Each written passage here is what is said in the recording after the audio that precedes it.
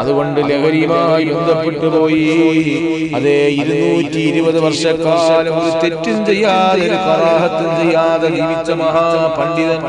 ശിഷ്യഗണങ്ങളോ വല്ലാത്ത മഹത്വമുള്ള, വല്ലാത്ത ഇൽമില് വല്ലാത്ത അവാഹമുള്ള അംലാക്കുകൾ പോലും വല്ലാതെ ലജ്ജിച്ചു പോയി.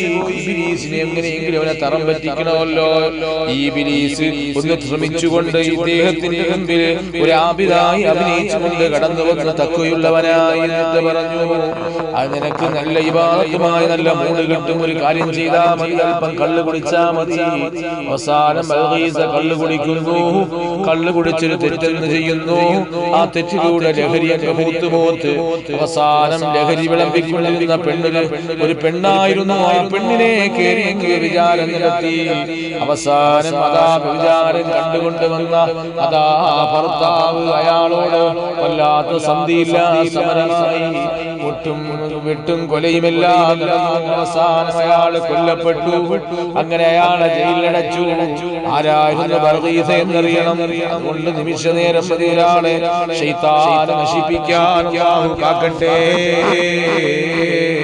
അതാണ് ഹബീബേ, മനുഷ്യനിൽ എപ്പോഴാണ് ശൈത്താൻ ബന്ധപ്പെട്ടുകൊണ്ട് ഒരു പണ്ഡിതനെ, ഒരു നല്ല ഇബാദത്ത് ചെയ്യുന്ന മനുഷ്യനെ, ഒരു ആബിദായ മനുഷ്യനെ, ഒരു ആലിമായ മനുഷ്യനെ, ഒരു വലിയായ മനുഷ്യനെ, ഒരു സഹോദരിയെ എല്ലാവരെയും വഞ്ചിക്കാൻ ഒരൊറ്റ നിമിഷം മതി.